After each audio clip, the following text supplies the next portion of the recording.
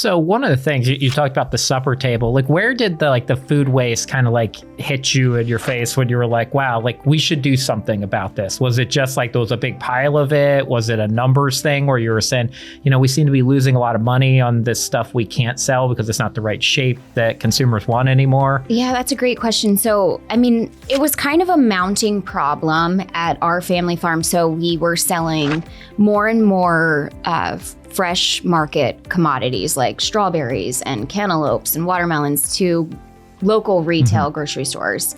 And we were dealing with them directly. So that was my job on the farm. I was taking the orders from the produce manager in the morning and communicating that order onto our harvest team, working with the logistics team at night to have that produce packed fresh and delivered fresh in store the very next day.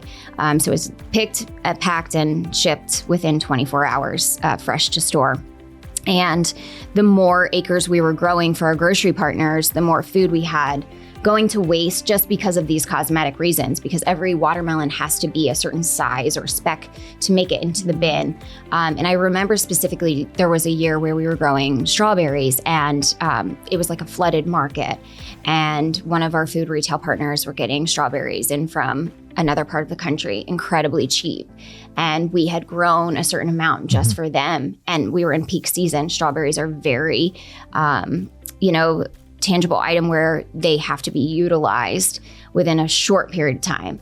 And we had harvested the berries and they were just sitting on the truck going bad. And we didn't have a buyer for them. And I said, if only we could do something with these strawberries, like make them into ice cream.